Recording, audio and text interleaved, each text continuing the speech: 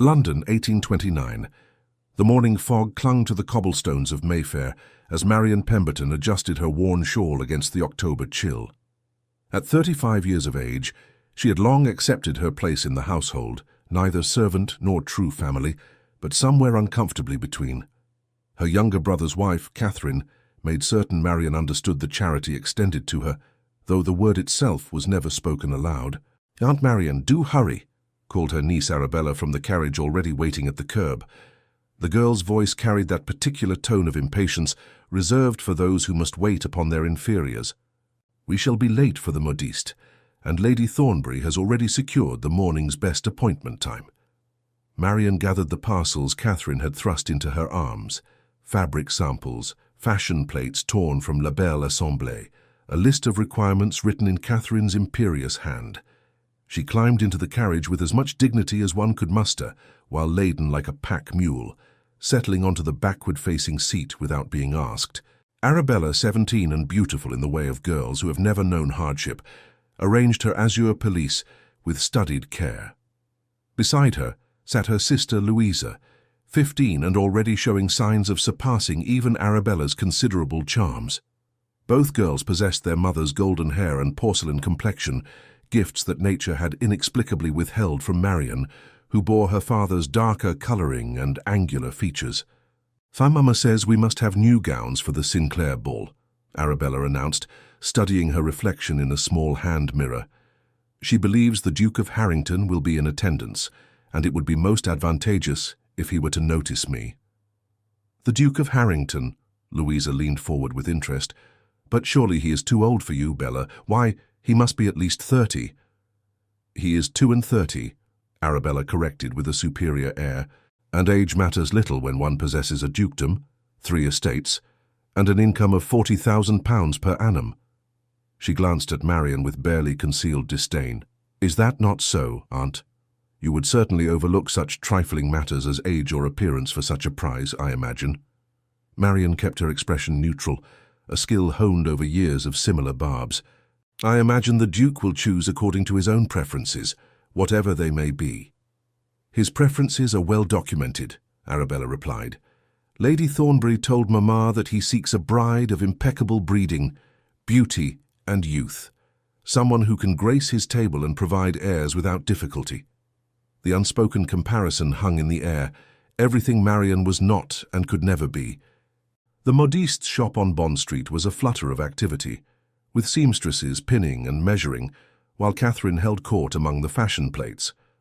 Marion was relegated to a corner chair, charged with recording the endless specifications for each gown, the precise shade of ribbon, the number of flounces, the style of sleeve. Her own clothing needs went unmentioned, as they always did. The grey merino she wore had been turned twice already, the cuffs carefully repositioned to hide the worst of the fraying.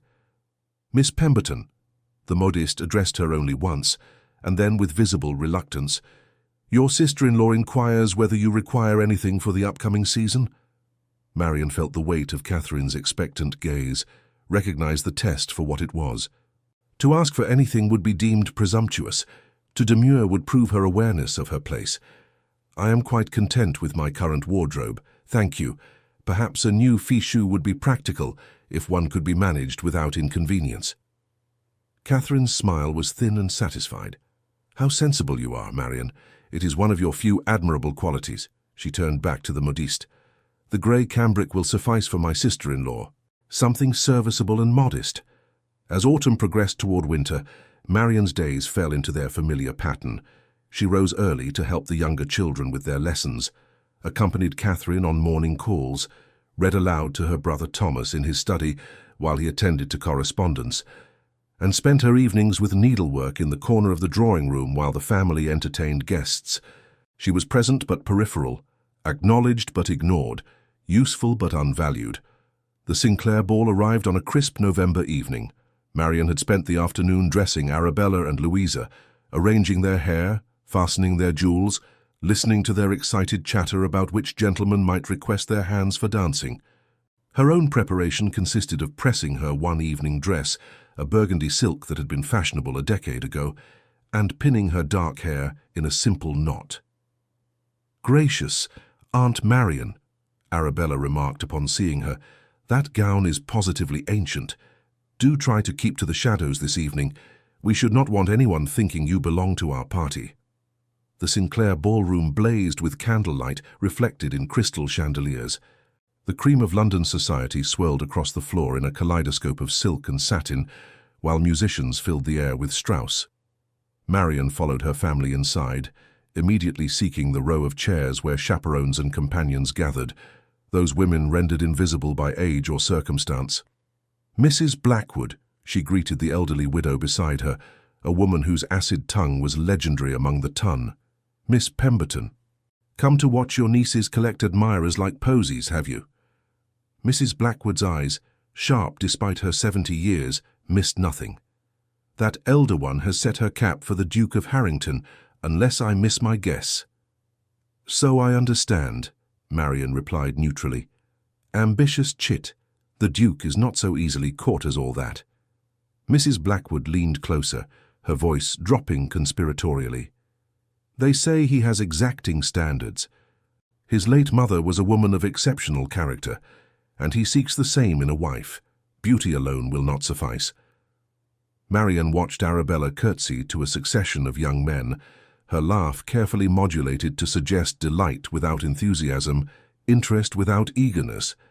It was a performance Marian had witnessed countless times, and she found herself wondering what it must be like to perform perpetually, to never simply exist as oneself.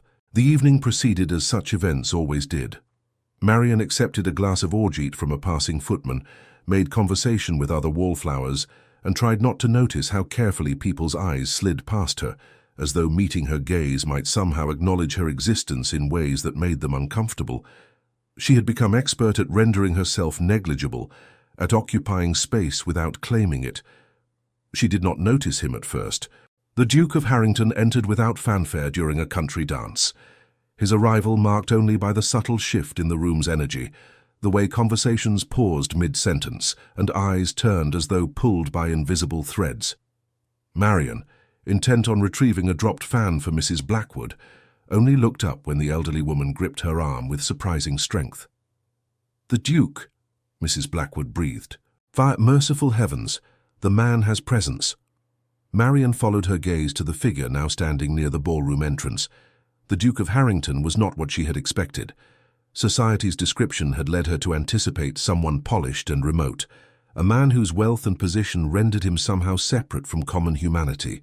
Instead, she saw someone who appeared almost uncomfortable with the attention directed his way, his posture suggesting he would prefer to be anywhere else. He was tall, certainly, with the bearing of someone accustomed to command, but there was nothing arrogant in his manner. His features were strong rather than handsome, a face more interesting than beautiful, with intelligent grey eyes that surveyed the room with what Marian recognized as carefully concealed weariness. His evening clothes were impeccably tailored but understated, speaking of wealth secure enough not to proclaim itself. "They say he rarely attends such functions," Mrs. Blackwood continued. "His estates keep him occupied, and he finds society rather tiresome. Lady Sinclair must have employed considerable persuasion to secure his presence." Within moments, the Duke was surrounded by eager mammas and their daughters. Arabella positioned herself strategically, managing an introduction through Lady Thornbury. Marian watched her niece execute a flawless curtsy, saw the Duke bow with courteous but distant politeness, observed the brief exchange of pleasantries before another young lady claimed his attention. The ballet continued for nearly an hour, with the Duke displaying remarkable patience as he was introduced to what seemed like every unmarried woman in London. He danced twice, once with Lady Sinclair's daughter, once with the daughter of an earl, and spent the remainder of his time in conversation with older gentlemen, clearly preferring political discussion to flirtation. Marian was making her way toward the retiring room when catastrophe struck. A young woman, laughing over her shoulder at something her companion said, stepped backward directly into Marian's path. The collision was inevitable. Marian stumbled, her worn slipper catching on the hem of her gown, and fell forward with enough momentum to careen into a footman carrying a tray of champagne glasses. The crash echoed across the ballroom like a thunderclap. Crystals shattered against marble, champagne sprayed in a golden arc, and Marian found herself sprawled on the floor in a puddle of wine and broken glass, her ancient dress now soaked and her dignity in similar ruins. The music stopped. Conversations ceased. Into the terrible silence, Arabella's voice rang out with horrified clarity. "Oh, for heaven's sake, she is not with us. I have never seen that woman before in my life." The denial burned worse than any physical injury. Marian remained on the floor, her hands cut from the broken glass, her face burning with humiliation, while dozens of eyes stared with varying degrees of pity and amusement.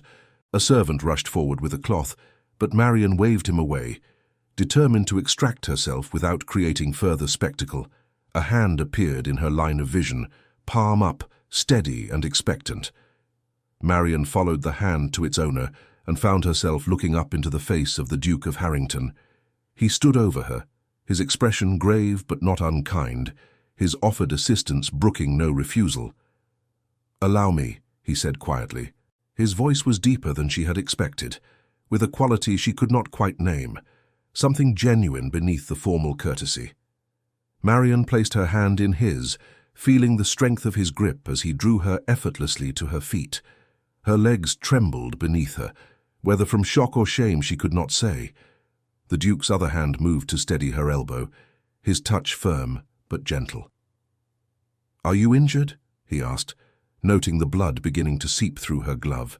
"I am quite well, Your Grace," Marian managed, though her voice shook. "Merely clumsy. I apologize for the disruption." His eyes, she noticed, were grey flecked with blue, and they regarded her with something approaching concern. "The fault lies not with you. The lady who stepped backward should have been more aware of her surroundings." He spoke clearly, his words carrying to the curious onlookers. "Allow me to escort you somewhere more private, where your injuries can be properly attended." Before Marian could protest, he had tucked her hand through his arm and was guiding her through the crowd with the ease of someone accustomed to command.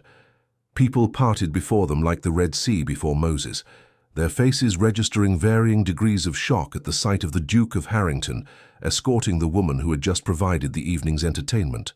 He led her to a small withdrawing room off the main corridor, furnished with delicate chairs and a settee. A servant materialized with medical supplies before Marian could wonder how they had arrived so quickly. The Duke dismissed the man with a brief word, then turned his attention to Marian's hands. "Your Grace, this is hardly necessary," Marian protested. "I am perfectly capable of tending my own injuries. You should return to the ball." "Your absence will be noted." "Let it be noted," he replied, already removing her ruined gloves with careful precision. "I have little interest in returning to a gathering where guests are so readily abandoned by their own families." The rebuke was gentle but unmistakable. Marian felt fresh heat rise to her cheeks. "My niece was merely startled. She did not mean—" "Your niece," the Duke interrupted, displayed a shocking lack of character, as did everyone else who stood gawking rather than offering assistance. He examined her palms, noting the several cuts marring her skin. "These will need cleaning." The glass was filthy. He worked with surprising competence, cleaning the wounds with careful attention before applying basilicum powder and wrapping her hands in clean linen. His touch was gentle, his manner focused, as though the task required his complete concentration. Marian found herself studying his face, the strong line of his jaw, the small scar near his left temple, the way his brow furrowed slightly as he worked. "You have done this before," she observed. A slight smile curved his mouth. "I have spent considerable time on my estates. One learns to tend injuries when the nearest physician is an hour away. My steward fell from a horse last spring and dislocated his shoulder. I managed the reduction myself." How resourceful. Marian was surprised to find herself relaxing despite the bizarre circumstances. There was something inherently calming about the Duke's presence, a quality of steadiness that invited trust. "Necessity rather than virtue," he replied, securing the final bandage. He sat back, examining his work with satisfaction before meeting her eyes. "There. You should heal cleanly, though I recommend avoiding champagne trays for the immediate future." The unexpected humor startled a laugh from Marian, quickly suppressed. "I shall endeavor to give all beverages a wide berth, Your Grace." "William," he said suddenly, When we are private, I prefer William." Marian blinked, uncertain how to respond to such familiarity from a man she had met mere minutes ago. "That would be most improper, Your Grace. Most things worth doing are—" He studied her with those disconcerting grey eyes. "You have not told me your name." "Marian Pemberton." "Miss Pemberton, then." He rose, offering his hand to help her stand. "May I return you to your family, or would you prefer to remain here until the gossips find fresh meat to devour?" The thought of facing Arabella and Catherine filled Marian with dread, but remaining hidden seemed cowardly. "I should return. They will be concerned." Something flickered in the Duke's expression, doubt, perhaps, or knowing disbelief, but he merely inclined his head. "As you wish. However, I would ask one favour before we return to the fray." "Your Grace?" "Grant me the honour of the supper dance." Marian stared at him, convinced she had misheard. "I beg your pardon." "The supper dance," he repeated patiently. "I should like to partner you if you are willing." "Your Grace, that is, surely you must realize—" Marian gestured helplessly at her ruined gown, her bandaged hands, the general catastrophe of her appearance. "I am hardly fit to be seen, much less to dance with a duke." "You appear perfectly acceptable to me," William replied with infuriating calm. "A bit damp, perhaps, but nothing that renders you incapable of basic movement. Unless your injuries prevent dancing, I should not wish to cause you pain. My hands are merely scratched, but then I see no impediment." He offered his arm once more. "Come. Let us give society something truly worthy of gossip." The return to the ballroom was every bit as excruciating as Marian had feared. Conversations halted mid-sentence as they entered.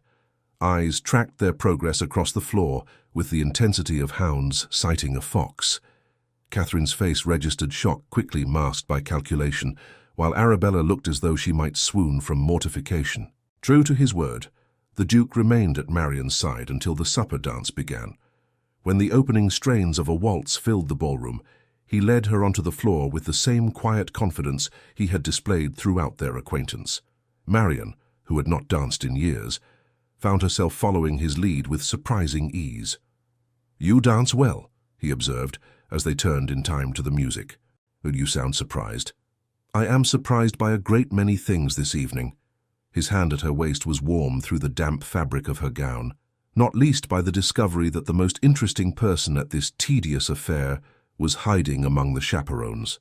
Marian glanced up sharply, searching for mockery in his expression. She found only genuine regard. "Your Grace, I fear you are mistaken. I am quite possibly the least interesting person in this room." "That is demonstrably false. You are certainly the most honest. How could you possibly know that? Your niece denied knowing you to save herself embarrassment. You could have done the same, claimed no relation, protected yourself from association with her callousness. Instead, you said nothing. You allowed her denial to stand unchallenged rather than create further scene." He paused, then added quietly, "That speaks to character far more eloquently than any profession of virtue." The observation struck Marian like a physical blow. She had thought no one noticed, that her silence had been merely another instance of her invisibility. To discover that this man, this Duke, had not only observed but understood, filled her with an emotion she could not name. "I'm accustomed to being overlooked," she said finally. It seemed easier to accept. Easier for whom? The question hung between them as they continued to dance. Around them, other couples swirled in elegant patterns, but Marian was aware only of the Duke's steady presence, his intelligent eyes, the way he seemed to truly see her when everyone else looked through her like glass. When the music ended, propriety demanded he escort her to supper, an obligation he fulfilled without apparent reluctance. They found themselves seated at a small table somewhat removed from the main gathering. Whether by accident or design, Marian could not determine. The Duke procured plates of delicacies, ensuring she had everything she required before attending to his own needs. "Tell me about yourself, Miss Pemberton," he said once they were settled. "I find myself curious about the woman my fellow guests so thoroughly failed to notice. There is little to tell, Your Grace. I am unremarkable in every particular. I doubt that sincerely. Where did you learn to dance so well?" My mother taught me when I was young. She loved dancing. The memory brought both pleasure and pain. She died when I was 16. I am sorry for your loss. The sympathy in his voice seemed genuine. And your father? Gone these 5 years. He left his estate to my brother Thomas, who has been generous enough to provide me a home. Has he? The Duke's tone suggested he had formed his own opinions on Thomas Pemberton's generosity. And you occupy yourself with whatever is required. I help with the children's education, accompany my sister-in-law on calls, manage the household accounts when requested. Marian heard the defensive note creeping into her voice and forced herself to moderate it. I make myself useful. Useful? William repeated the word as though testing its flavor. What a thoroughly insufficient word for a human being. Marian met his gaze directly. It is the word most applicable to my circumstances, Your Grace. I am neither wife nor servant, neither family nor stranger. Usefulness is the price of my keep. And if you could be more than useful, what would you choose?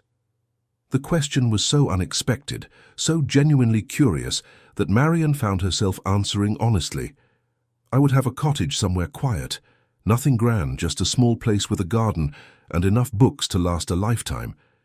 I would wake each morning knowing the day was mine to spend as I wished, answerable to no one. That sounds remarkably pleasant, William said. Though lonely, perhaps. Loneliness is relative, Your Grace. One can be lonely in a house full of people. Indeed, I find solitude preferable to company that makes one feel invisible. His expression shifted, something like recognition passing across his features. You speak from experience.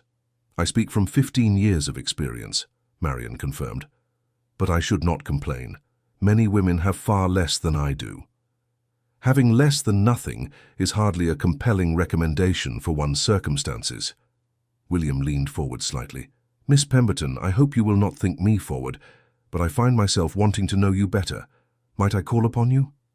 Marian's heart stuttered. Your Grace, that would be most inappropriate. I am hardly— You are hardly what? Worthy of acquaintance, too far beneath my notice. His voice remained gentle, but steel undergirded the words. I am capable of determining for myself whose company I find valuable. I am asking whether you would welcome my call, not whether society would approve it. They would not approve, Marian felt compelled to point out. Your interest in me will cause speculation, perhaps even scandal. Let them speculate. I have weathered worse than wagging tongues. He paused, studying her face. You have not answered my question. Marian searched within herself for the truth. Did she want to see this man again? This Duke who bandaged her hands and asked about her dreams, who looked at her as though she mattered. The answer frightened her with its intensity. Yes, she whispered. I would welcome your call. His smile transformed his face, revealing a warmth that had been hidden beneath his formal manner. Then I shall present myself at your brother's house tomorrow afternoon, if that is convenient. Tomorrow? Marian's voice rose slightly. So soon?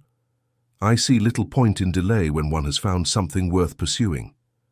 The return journey to her brother's house was accomplished in tense silence. Catherine sat rigid with barely suppressed fury, while Arabella radiated wounded pride.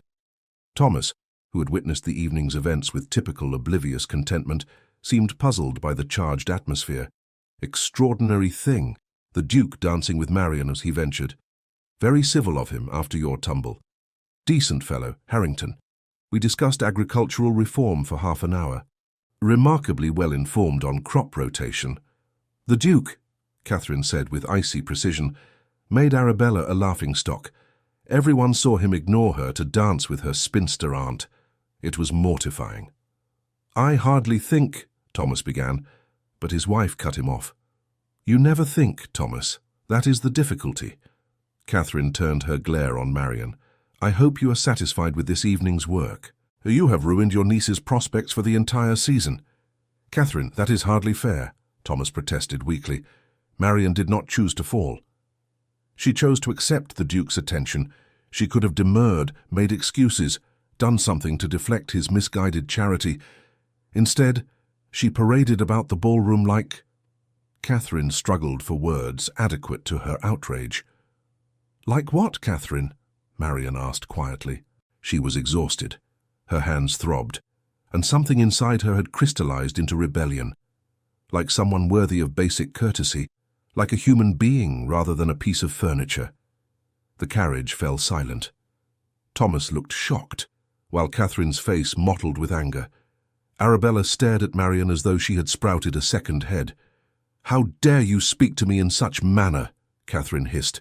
"After all we have done for you, providing you shelter and in exchange I have served as unpaid governess, secretary and companion for 15 years. Marian interrupted, her voice remaining level despite the trembling in her limbs. "I have earned my keep, Catherine. I have earned the right to be treated with basic dignity, even by you." "You forget yourself," Catherine snapped. "Tomorrow you will apologize, and we will discuss your future with this family." "Tomorrow," Marian replied. "The Duke of Harrington will be calling upon me.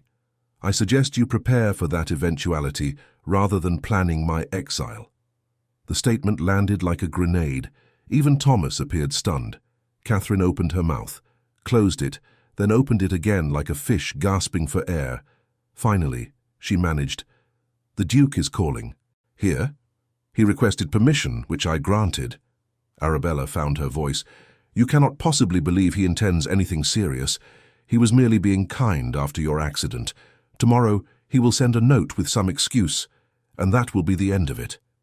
"Perhaps," Marian agreed, "but perhaps not. Either way, I intend to receive him with courtesy if he comes." The remainder of the journey passed in hostile silence. When they arrived home, Marian went directly to her small room in the attic, the chamber that had been hers since her arrival 15 years prior. It was sparsely furnished, a narrow bed, a washstand, a single chair, a trunk containing her meager possessions. She had long ago stopped noticing how the roof sloped uncomfortably low or how cold the room became in winter. She sat on the bed, still wearing her ruined gown, and examined her bandaged hands. The Duke of Harrington had wrapped them. The Duke of Harrington had asked to call on her. The Duke of Harrington had looked at her as though she was someone worth knowing. It was impossible. It was absurd. It was too wonderful to believe and too dangerous to trust. Marian did not sleep that night. Instead, she sat by the window watching the stars wheel overhead and trying to understand what had happened in the space of a few hours to shift the foundations of her carefully constructed resignation. Morning arrived with grey skies threatening rain. Marian woke from the brief doze she had finally achieved to find a housemaid standing over her, eyes wide with barely suppressed excitement. "Begging your pardon, Miss Marian, but Mrs. Pemberton says you're to come down directly. The Duke's man has delivered a message." Marian's heart sank. The excuse Arabella had predicted, the polite withdrawal. She dressed with numb fingers, choosing her least shabby morning dress, and descended to the breakfast room where the family had gathered with unusual unanimity.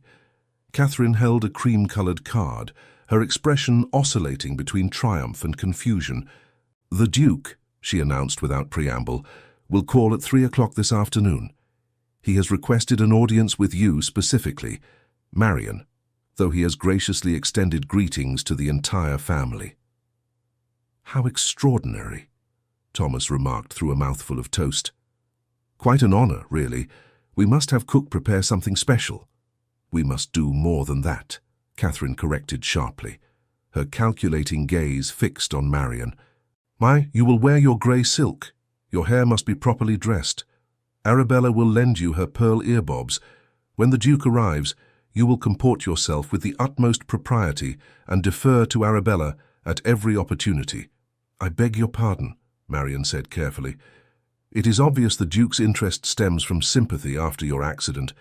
He is a gentleman performing what he perceives as his duty. However, once here, he will naturally notice Arabella's superior qualities. You will facilitate this by ensuring she is prominently featured in all conversation." The command was so breathtakingly presumptuous that Marian almost laughed. "Catherine, I hardly think—" "It is not your place to think," Catherine interrupted. "It is your place to obey. This family has sheltered and fed you for 15 years. The least you can do is show gratitude by assisting your niece in securing the most advantageous match available." Marian looked at her brother, waiting for him to intervene. To defend her, to assert some basic fairness, Thomas studiously examined his eggs. Arabella smirked. Louisa watched with wide eyes but remained silent. "No," Marian said quietly. Catherine's head snapped up. "I beg your pardon." "No," Marian repeated, louder this time. "The Duke asked to call on me. If he wishes to pay attention to Arabella, that is his prerogative. I will not scheme to manipulate his interest." "You ungrateful—" "I am many things, Catherine, but ungrateful is not among them. I have paid for my place in this house with years of service. The Duke's visit is my concern, not yours." The confrontation hung suspended for one crystalline moment before Catherine rose from the table with trembling dignity.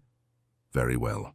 Conduct yourself as you see fit, but when the Duke's interest proves as ephemeral as morning dew, do not expect sympathy from this quarter." She swept from the room, Arabella following with a wounded sniff. Louisa hesitated, looking between her departing mother and Marian, with something approaching respect before following her sister.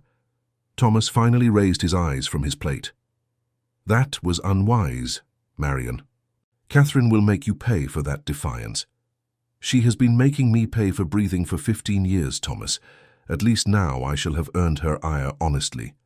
Her brother sighed, looking older than his 40 years. "I wish you would not antagonize her.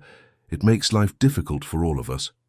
"I wish," Marian replied, rising from the table, "that once in 15 years you had defended me. But we rarely get what we wish for, do we?" She left him sitting alone with his eggs and his guilty conscience. The hours until 3 o'clock crawled past with excruciating slowness. Marian spent the morning in her room, ostensibly resting her injured hands but actually attempting to calm her rioting nerves. What did one discuss with a duke? What if conversation flagged? What if he found her as tedious as everyone else did? At 2:30, she could no longer bear the isolation. She descended to the drawing room to find it transformed. Catherine had ordered every surface polished to brilliance, arranged fresh flowers on every available table, and positioned the chairs to maximum advantage. Arabella sat in the place of honor nearest the fire, wearing her finest afternoon dress and an expression of determined charm. "Aunt Marian," she greeted with poisonous sweetness, "how good of you to join us. I do hope your hands have recovered from last night's mishap. It would be dreadful if you could not properly serve tea." The implication was clear. Marian was to play servant to Arabella's lady. Before she could respond, the mantel clock struck 3, and moments later, the butler announced, "His Grace, the Duke of Harrington." William entered the drawing room with the same quiet confidence Marian remembered from the previous evening. He was dressed for paying calls, his attire impeccable without being ostentatious.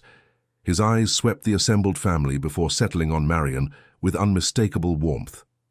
"Miss Pemberton," he bowed over her hand, careful of her bandages. "How delightful to see you again. I trust you are recovering well." "Quite well, Your Grace. Thank you for your continued concern." "Your Grace," Catherine interposed herself between them with practiced skill. "How gracious of you to call. May I present my daughter, Miss Arabella Pemberton? I believe you were briefly introduced last evening before that unfortunate incident." William turned his attention to Arabella with courteous interest. "Miss Arabella, a pleasure." Arabella executed a perfect curtsy, her smile dazzling. "The pleasure is entirely mine, Your Grace. We are all so grateful for your kindness to Aunt Marian last evening. It was quite heroic of you to assist her after her clumsy tumble." "I found nothing clumsy in the incident," William replied mildly. "Accidents occur, particularly when people are careless of others' presence. The fault lay entirely with the lady who stepped backward without looking." The gentle rebuke hung in the air. Catherine rushed to fill the awkward silence. "Do sit, Your Grace. Marian, pour tea for His Grace." "Your Grace, how do you take your tea? I would be honored if Miss Pemberton would join me," William said, gesturing to the settee. "I have questions about the book I noticed her reading last evening." Marian, who had been reading nothing the previous evening, understood the diplomatic fiction for what it was, a means of securing private conversation. She settled onto the settee, acutely aware of Catherine's disapproving glare. "You have excellent powers of observation, Your Grace," she said as she prepared his tea. I confess I do not recall which book you might have seen. It appeared to be a volume of Wordsworth. William replied smoothly. I am partial to his work myself. Do you enjoy the romantic poets, Miss Pemberton? Very much, though I find Byron somewhat overwrought for my taste. A woman of sense. Byron's dramatic excess becomes tiresome after prolonged exposure. His eyes glinted with amusement, though I suspect admitting such an opinion is unfashionable. Fashion has never been my strength, Marian admitted. Then we have yet another trait in common. The conversation flowed with surprising ease. William proved knowledgeable about literature, music, and a dozen other topics rarely discussed in mixed company. He solicited Marian's opinions and listened to her responses with genuine attention. When Arabella attempted to interject comments about poets she had clearly never read, William acknowledged her politely before returning his focus to Marian. Catherine's frustration became palpable. She tried repeatedly to redirect the conversation, to highlight Arabella's accomplishments, to remind the Duke of her daughter's superior claims to his attention. William remained unfailingly courteous but unmoved. Finally, after an hour that seemed to pass in minutes, William rose to take his leave. Thank you for the delightful afternoon, Mrs. Pemberton, Miss Arabella. He turned to Marian, his expression warming. Miss Pemberton, I wonder if you might be interested in viewing the botanical exhibition at the Horticultural Society next week. They are featuring specimens from the Orient, which I recall you mentioning an interest in yesterday. Marian had mentioned no such thing, but she understood the invitation for what it was, a public declaration of continued interest. I should like that very much, Your Grace. Excellent. I shall send word regarding the particulars. He bowed over her hand once more, his thumb brushing the edge of her bandage in a gesture that felt almost like a caress. Until then, Miss Pemberton. The moment the door closed behind him, Catherine erupted. How dare you monopolize his attention? You were meant to facilitate conversation with Arabella, not engage in your own displays of learning. The Duke sought my company specifically, Marian replied with uncharacteristic firmness. I would have been rude to redirect his attention elsewhere. Rude? You speak to me of rudeness when you have just sabotaged your niece's prospects. I have done nothing of the sort. If the Duke wished to converse with Arabella, nothing prevented him. He could not ignore you without appearing discourteous, Arabella cried. Tears of frustration bright in her eyes. You trapped him with your presence. Thomas, who had observed the visit from the corner chair, finally intervened. Come now, this is unreasonable. The Duke made his preferences quite clear. We should respect them. You would say that, Catherine snapped. You have always been too lenient with your sister. Well, I will not stand idly by while she ruins Arabella's future. Marian, you will decline the Duke's invitation. I will not. You forget yourself. You live in this house by our sufferance. You will obey my directives, or find yourself seeking alternative arrangements. The threat hung in the air, ugly and unmistakable. Marian felt her hard-won composure begin to crack. Where would she go? She had no money, no prospects, no skills beyond those of a genteel companion. Catherine held all the power, and both women knew it. Into the taut silence, Thomas spoke with uncharacteristic firmness. Catherine, you go too far. Marian is my sister. She will not be cast out because a duke finds her company pleasant. Catherine turned on him with fury. You spineless fool! Can you not see what is happening? The Duke is amusing himself with your aged sister, while every eligible girl in London throws herself at his feet. When he tires of his little experiment, Marian will be revealed as a laughingstock, and Arabella's reputation will be tarnished by association. Then perhaps Arabella should focus on attracting gentlemen more suited to her age and temperament, Thomas replied. The Duke of Harrington is clearly not interested in simpering girls. Marian seems to suit him admirably. Suit him? Catherine's voice climbed to a near shriek. You cannot possibly believe he intends anything serious. He is a duke, Thomas. Men of his rank do not marry impoverished spinsters of 35. I am 35, Marian corrected quietly. And I have no expectations of marriage, Catherine. The Duke has offered friendship, which I am pleased to accept. Nothing more. But even as she spoke the words, a traitorous part of Marian's heart whispered that perhaps, impossibly, There might be more. The way William had looked at her, the warmth in his voice, the careful attention to her comfort, these suggested feelings beyond mere friendship. She crushed the hope ruthlessly. Catherine was right about one thing. Dukes did not marry women like Marion Pemberton. The week preceding the botanical exhibition passed in an atmosphere of cold hostility. Catherine spoke to Marion only when absolutely necessary, her tone frigid with disapproval. Arabella maintained wounded silence, punctuated by occasional dramatic sighs. Even the servants seemed uncomfortable, caught between their mistress's obvious anger and their curiosity about Marion's unlikely courtship. Only Louisa proved an ally. The younger girl sought Marion out in her attic room the night before the planned outing. "Aunt Marion, may I speak with you?" "Of course, Louisa. Come in." Marion moved her mending aside, making room on the narrow bed. Louisa settled beside her, worrying her lower lip. "I wanted to say I think Mamma is being beastly. The Duke is clearly fond of you. I cannot see why that should be cause for outrage." "Your mother wants the best for Arabella," Marion said carefully. "She sees the Duke as a prize that should go to someone young and beautiful. But he chose you," Louisa pointed out with adolescent directness. "Does not his choice matter?" "It should," Marion agreed. "But society rarely values personal preference over what is deemed appropriate." "That seems terribly unfair."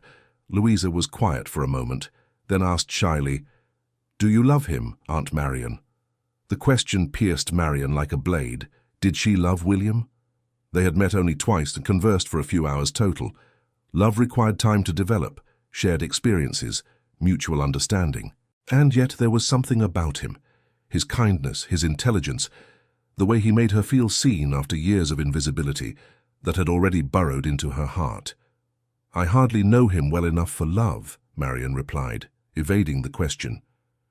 "But you could," Louisa persisted. "If given the chance, you could love him." "Perhaps. But love alone is insufficient foundation for a life together, particularly when the parties involved are so unequal in station. Pride and prejudice suggests otherwise." Marion smiled despite herself. "You have been reading Miss Austen." "Constantly. She writes about women who marry for love despite societal obstacles. Why should your story be different?" "Because Miss Austen writes fiction, darling. Reality is considerably less romantic." But the next afternoon, as Marion dressed for the botanical exhibition, she allowed herself a moment of fantasy. What if William's attentions were serious? What if, impossible as it seemed, he saw in her qualities that might make a suitable duchess? What if Catherine was wrong? She chose her blue muslin, the least shabby of her gowns, and pinned her mother's cameo at her throat. Her hair refused to cooperate, the dark strands escaping their pins to curl rebelliously around her face. After the third attempt at achieving elegance, she surrendered to dishevelment. "You look lovely," Louisa declared, appearing in the doorway. "The Duke will not be able to take his eyes from you." "The Duke will likely be looking at orchids, not at me," Marion replied, but she smiled gratefully. William arrived precisely at the appointed hour, driving a curricle himself rather than sending a carriage. Catherine intercepted him in the entry hall, Arabella positioned strategically at her side. "Your Grace, surely you intended to invite Arabella as well. She is so fond of botanical specimens." "I have never expressed interest in plants," Arabella murmured to Louisa, who suppressed a giggle. "I intended a private outing," William replied with diplomatic firmness. "So another time, perhaps, Miss Arabella." He handed Marion into the curricle with careful attention to her still healing hands, then took his seat beside her. As they pulled away from the house, Marion glanced back to see Catherine's face tight with fury and Arabella's with disappointment. "Your sister-in-law appears displeased," William observed. "She had hoped you would transfer your attentions to Arabella." "Did she?" He sounded genuinely puzzled. "I cannot imagine why. Your niece is charming enough, but she possesses all the depth of a teacup. Conversation with her would exhaust me within a quarter hour." "She is very young," Marion felt compelled to defend her niece, "and has been raised to believe beauty is a woman's primary asset. Then she has been poorly educated. Beauty fades, Miss Pemberton. Character endures." He guided the horses expertly through London traffic. I find character far more compelling than mere aesthetics. The Horticultural Society's exhibition was housed in a grand conservatory, its glass walls reflecting the pale autumn sunlight. Inside, exotic plants from around the world created a lush jungle that smelled of earth and growing things. William proved remarkably knowledgeable about botanical matters, explaining the properties of various specimens with enthusiasm. "My estate in Derbyshire has extensive gardens," he told her as they examined a particularly striking orchid. "My mother designed them. After she died, I maintained them as she would have wished." "That is a beautiful tribute," Marion said softly. "You must have loved her very much." "She was the finest person I have ever known," William replied. "Kind, intelligent, possessed of absolute integrity. My father did not deserve her, but she honored their union with grace despite his many failings." "Your father was a philanderer and a wastrel who squandered much of the family fortune on mistresses and gaming." William's voice remained level, but pain flickered in his eyes. "My mother endured his infidelities with dignity until the day she died. I vowed then that I would never become him, never cause a woman such pain." The confession was startling in its honesty.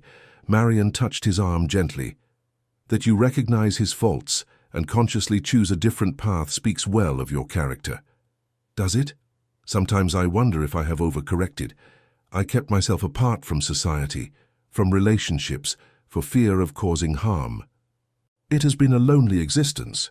"Loneliness is preferable to cruelty," Marion observed. "Is it, though?" William turned to face her fully. "Or is it simply a different form of surrender?"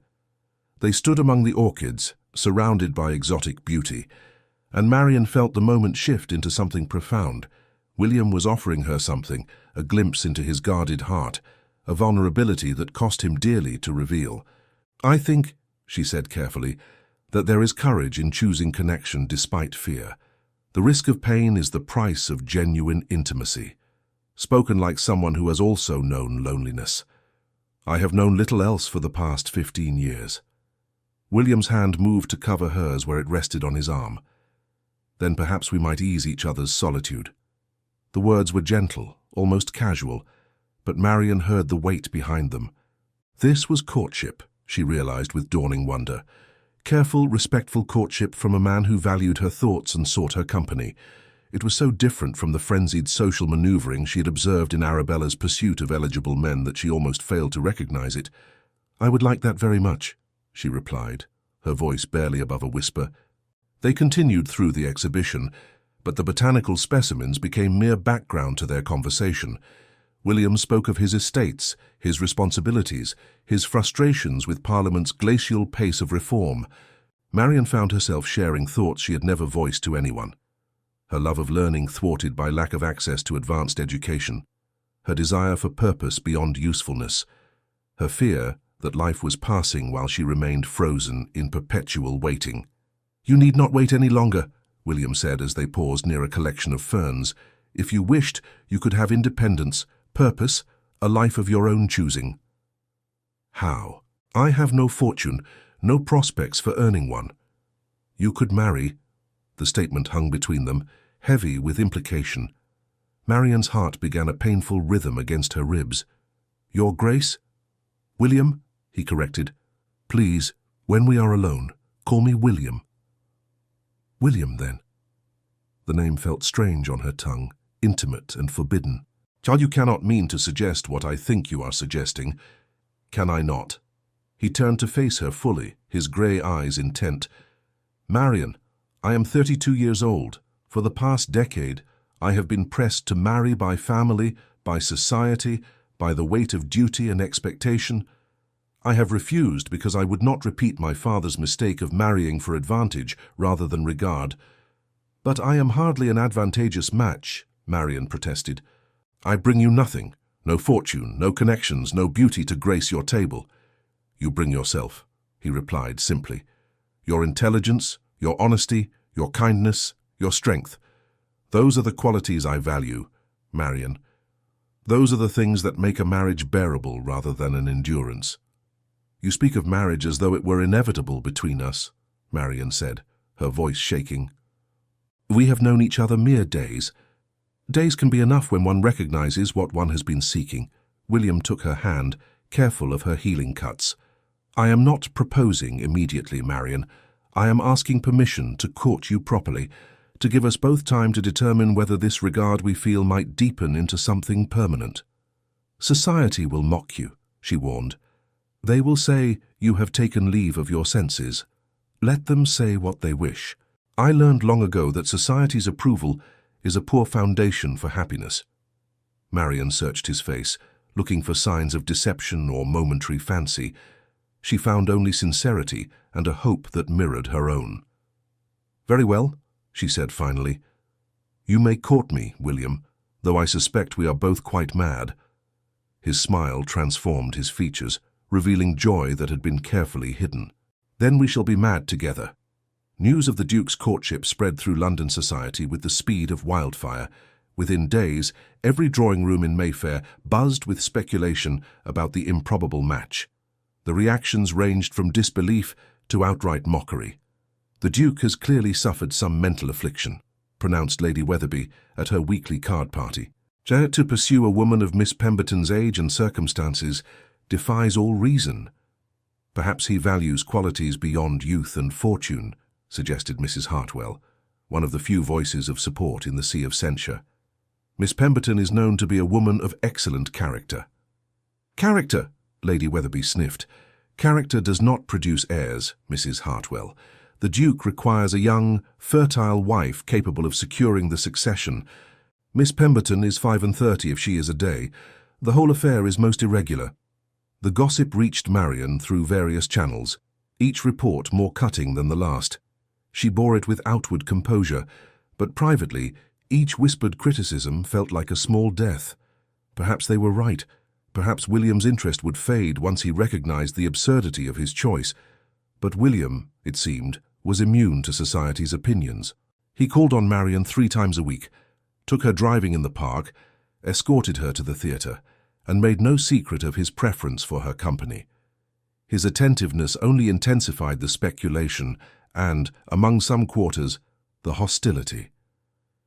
The cut direct came from Lady Ashworth at a musical 3 weeks into their courtship. Marion had accompanied the Pemberton family to the event, hoping to demonstrate that she was not some grasping adventuress, but merely a woman accepting the respectful attentions of a gentleman. Lady Ashworth, a distant connection of William's, made her feelings abundantly clear by turning her back when Marion attempted a greeting. "Impertinent creature," Lady Ashworth said loudly enough for nearby guests to hear. "Some women have no sense of their proper place."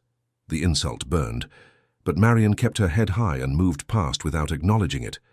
She found a seat near the back of the room, willing herself invisible as the musicians prepared to perform. Miss Pemberton. William appeared at her side, his expression thunderous. "I have just learned of Lady Ashworth's unconscionable behavior." "It is of no consequence," Marion said quietly. "She merely expressed what many are thinking." "Then many are fools." William sat beside her with deliberate care, his proximity a public declaration of continued support.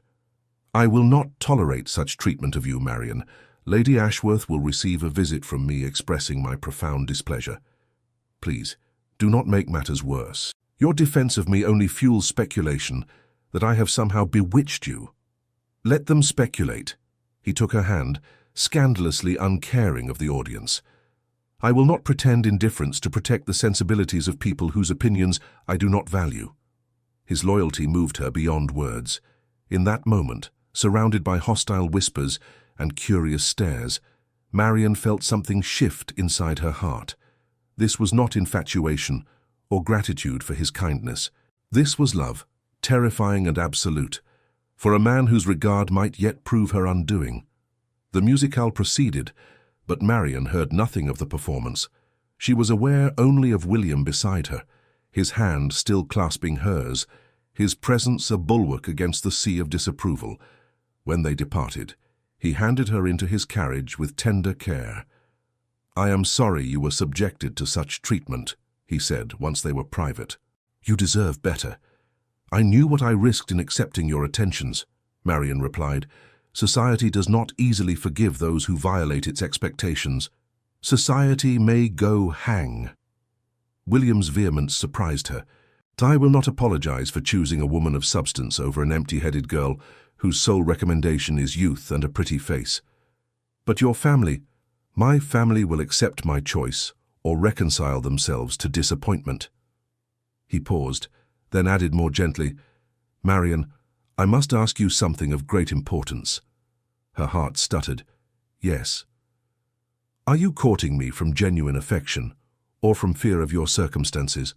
I would not have you feel obligated to accept my suit merely because it offers escape from an unhappy situation. The question revealed the depth of his consideration for her. He was offering her an exit, a chance to withdraw without shame if her feelings were false. The generosity of it overwhelmed her. When I first met you, Marian said slowly, choosing her words with care, I was grateful for your kindness. Gratitude became appreciation as I came to know your character. Appreciation has deepened into something I hesitate to name, for fear of presuming too much. Name it, William urged softly. Please. Love, she whispered. I have come to love you, William, though I know it is foolish and dangerous and likely to end in heartbreak. He was silent for so long that Marian feared she had erred catastrophically. Then he raised her hand to his lips, pressing a kiss to her knuckles that sent warmth flooding through her entire body. Not foolish, he said against her skin, not dangerous. And I swear on my life, Marian, it will not end in heartbreak, not if I can prevent it. You cannot control society's censure or the obstacles we face. No, but I can control my own constancy. He met her eyes, his expression solemn. I love you, Marian Pemberton. I have loved you since you stood in that ballroom covered in champagne and looked at me without calculation or guile. I will continue to love you regardless of what the gossips say or how difficult the path ahead may prove. The declaration should have filled her with joy. Instead, Marian felt fear clutch at her heart. And when you tire of fighting for me, when the constant battle against society's disapproval becomes exhausting, what then, William? Then we shall rest together and gather strength for the next engagement. He cupped her face with one hand, his thumb brushing her cheek. I am not so weak as to surrender at the first sign of opposition, Marian. If you will have me, I will stand beside you against whatever storms may come. If I will have you, Marian managed a shaky laugh. You are a duke, William. I am nobody. You are everything, he corrected.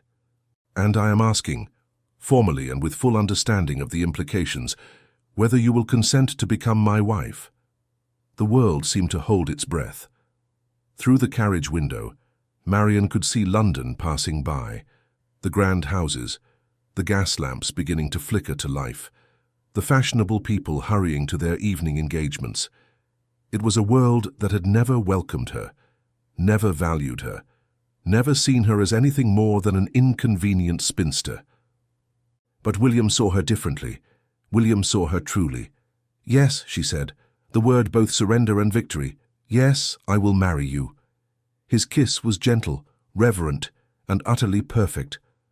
When they parted, Marian found herself laughing with a joy she had thought forever beyond her reach.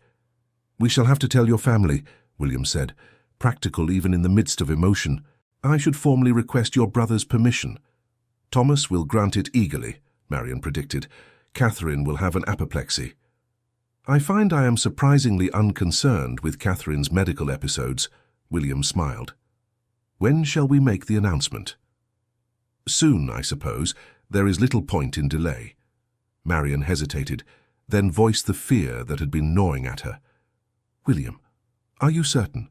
Once we announce our engagement, withdrawing will cause tremendous scandal. You would be forever branded as having jilted me. Your reputation would suffer. My reputation can withstand considerably more damage than a broken engagement, he replied. But I have no intention of jilting you, Marian. I am entirely certain of my choice. The announcement came the following week at a dinner party hosted by William's aunt, the Dowager Duchess of Harrington. The old woman had proven an unexpected ally, declaring that William deserved happiness more than he deserved a politically advantageous match. Besides, she had told Marian during their first meeting, I have met your niece, Arabella. If she represents the alternatives, you are a vast improvement. The girl has the conversational skills of a potted plant. The dinner party was a glittering affair attended by the cream of society. Marian wore her finest gown, a new creation in silver silk that William had insisted on commissioning. Over her strenuous objections, she felt like an impostor among the jeweled ladies and distinguished gentlemen. But William's presence at her side steadied her. The Dowager Duchess made the announcement herself, rising during the dessert course to tap her glass for attention.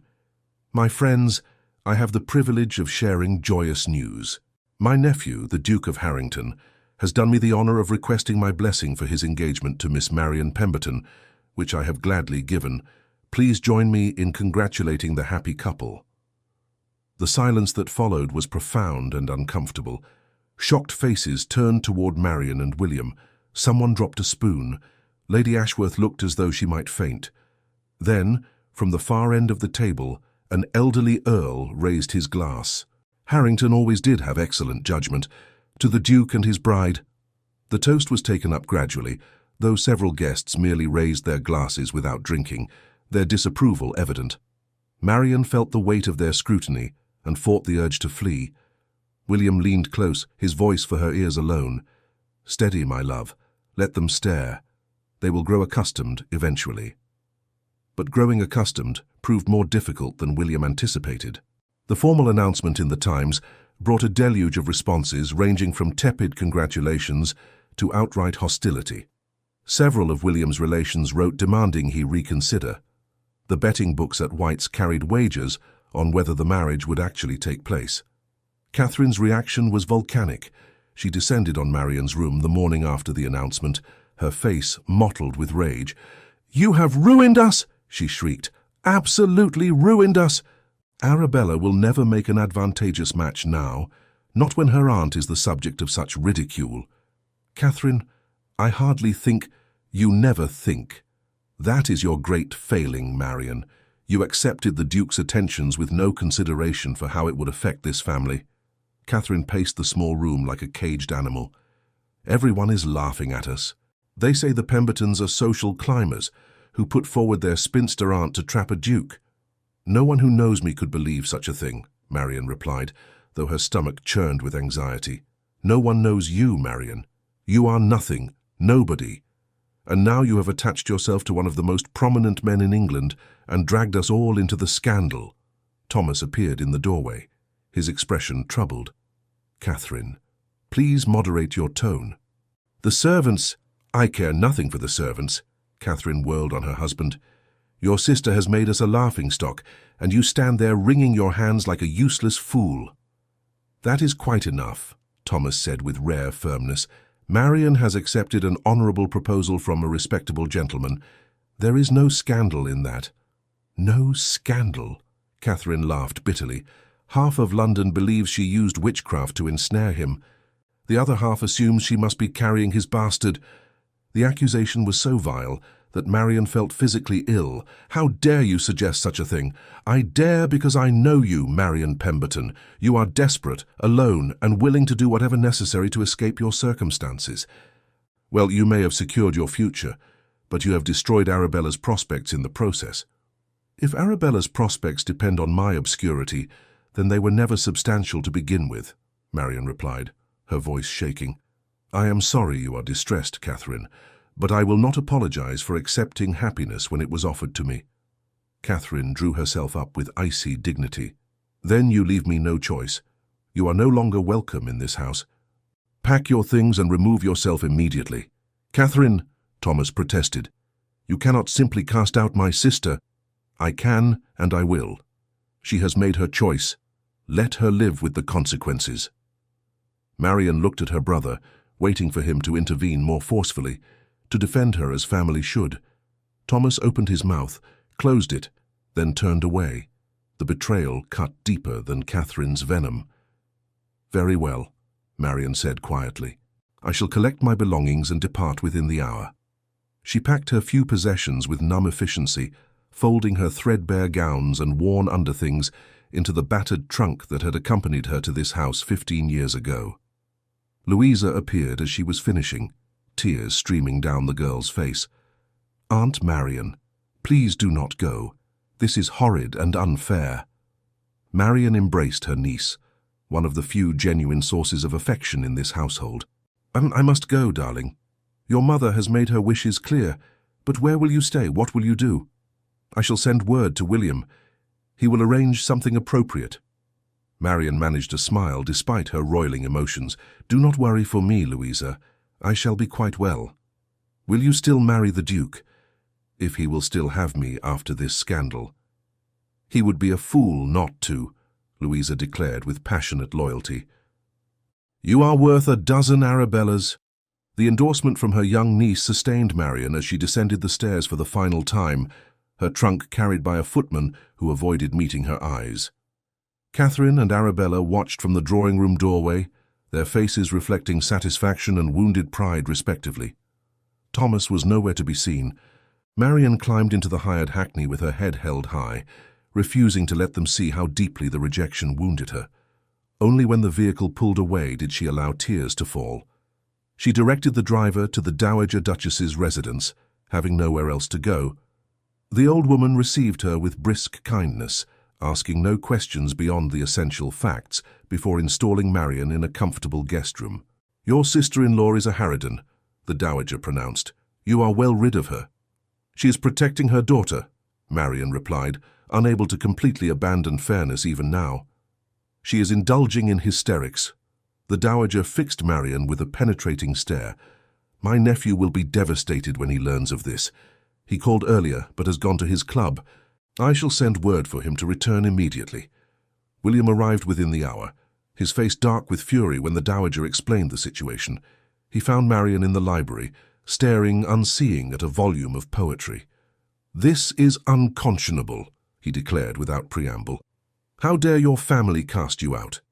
"They are within their rights," Marian replied dully. "I have brought them unwanted attention. You have done nothing wrong." William knelt beside her chair, taking her cold hands in his warm ones. "Marian, look at me." She raised her eyes reluctantly, finding his face filled with concern and determination. "We shall marry immediately," he said. "Tomorrow, if you wish. I will not leave you vulnerable to further abuse from your family or anyone else." "William, we cannot marry in such haste. The scandal will be the same whether we marry tomorrow or next month." He cupped her face, forcing her to maintain eye contact. "I will not wait while society debates whether I am mad to want you. You are mine, Marian, and I am yours. Let us make it official and let the gossips choke on their speculation. Your family will object." "My family's objections are noted and disregarded. My aunt supports the match. The rest of my relations can reconcile themselves to reality or remove themselves from my life." His thumb brushed away a tear she had not realized had fallen. "Say yes, Marian. Let me protect you, as I should have done from the beginning." The temptation was overwhelming. To be married, to have the security of William's name and position, to never again fear being cast out or belittled, it was everything she had never dared hope for.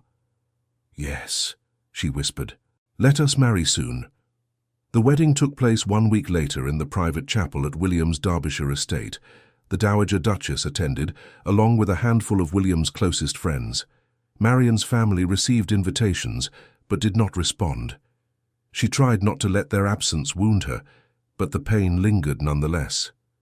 She wore a gown of cream silk, simple but elegant, with William's mother's pearls at her throat. As she walked down the short aisle to where William waited, she was struck by the unreality of the moment. Was this truly happening? Was she, Marian Pemberton, spinster and burden, about to become a duchess? William's expression as she approached answered the question. He looked at her as though she were precious beyond measure, as though her presence bestowed an honor he had not dared hope to receive. When the vicar asked if he took this woman as his wife, his "I do" rang with conviction that left no room for doubt. Marian's own vows caught in her throat, overwhelmed by the enormity of the promise she was making. But William squeezed her hand gently, and she found her voice. "I do." The kiss that sealed their union was brief and chaste, appropriate for the sacred setting. But in that moment of contact, Marian felt years of loneliness and shame begin to dissolve. She was no longer unwanted, no longer invisible. She was William's wife, and that simple fact changed everything. The wedding breakfast was an intimate affair, marked by the dowager's acerbic wit and the genuine warmth of William's few guests. Marian found herself laughing for the first time in weeks, the tension of recent days finally easing. As evening fell, the guests departed, and Marian faced the reality of her wedding night. She knew what was expected, had overheard enough whispered conversations among married ladies to understand the basics, but theoretical knowledge proved inadequate preparation for the reality of following William to the ducal chambers. "You are terrified," he observed, as they stood awkwardly in his bedroom, the massive four-poster bed dominating the space like an accusation. "Not terrified," Marian corrected, "merely anxious. I am hardly experienced in such matters." "Nor should you be." William approached slowly, giving her time to retreat if she wished. "Marian, we need not consummate the marriage tonight if you are uncomfortable. There is no urgency. But the marriage must be consummated to be legal," she protested. "Eventually, yes, but not necessarily this very night." He took her hands, his touch reassuring. "I will not force intimacy upon you before you are ready." His consideration moved her deeply. "I am ready, William. Anxious, yes, but ready. I trust you." "Then we shall proceed slowly." He kissed her forehead, her cheeks, the corner of her mouth. "Tell me if you wish to stop." What followed was simultaneously awkward and tender, painful and sweet. William was patient, attentive to her comfort, murmuring encouragement and reassurance. When it was over, Marian lay in his arms feeling irrevocably changed. She was truly married now, bound to this man in the most fundamental way possible. "Are you well?" William asked, his fingers trailing through her loosened hair. "Very well." Marian nestled closer to his warmth. "Though I suspect I shall be sore tomorrow." His laugh rumbled through his chest. "An unfortunate but temporary consequence. It becomes easier with practice." "Practice?" Marian raised her head to look at him. "How much practice?" "Considerable practice, I hope." He kissed her nose. "I have years of celibacy to compensate for, my dear." The teasing tone made her smile. "Then I suppose I must resign myself to extensive marital duties." "Such sacrifice," he murmured, pulling her closer. "However will you bear it?" They fell asleep entwined, and Marian woke in the night to find William watching her with an expression of such tenderness that her breath caught. "What is it?" she whispered. "I am merely marveling at my good fortune," he replied. "I have you, Marian. After all the years of loneliness, I have you. And I have you." She touched his face, tracing the strong line of his jaw. "I still cannot quite believe it is real." "It is very real." He caught her hand, pressing a kiss to her palm. "You are the Duchess of Harrington now. There is no going back." "I do not wish to go back." Marian spoke with absolute certainty. "Whatever challenges lie ahead, I would face them as your wife rather than return to my former life." Then we faced them together. The challenges materialized sooner than either anticipated. Their return to London 2 weeks later brought renewed speculation and, in some quarters, outright hostility. Invitations that had flooded William's household before his marriage now arrived with considerably less frequency. Several hostesses made it clear that while the Duke was welcome, his peculiar choice of wife rendered him less desirable as a guest. "They will come around," William insisted, after the third such snub. Society has a short memory for scandal, but Marian, more attuned to the nuances of social disapproval, was less certain. She noticed the way conversation stopped when she entered a room, the barely concealed sneers, the deliberate cuts from women who had once been civil if not warm. The most painful rejection came from an unexpected quarter. Louisa appeared at the ducal townhouse one afternoon, her face blotched from crying. "Aunt Marian, that is, Your Grace, I am so sorry. I tried to convince them, but—" "Slow down, darling." Marian drew her niece into the drawing room, settling her on the sofa. "What has happened?" "Mamma has forbidden me from seeing you. She says your disgrace has tainted the family, and continued association will ruin my chances of a good marriage." Fresh tears spilled down Louisa's cheeks. I slipped out while she was calling on Lady Thornbury, but I cannot stay long. The news struck Marian like a physical blow.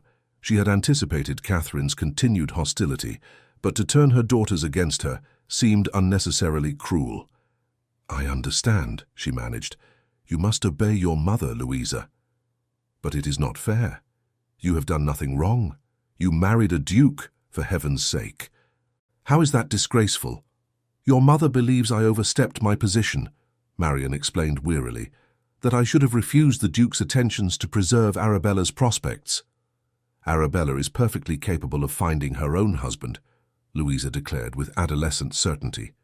"She does not need you to sacrifice yourself for her benefit." "Nevertheless, family loyalty demands—" "Family loyalty should work both ways," Louisa interrupted. "You have been nothing but kind to all of us, and this is how Mamma repays you.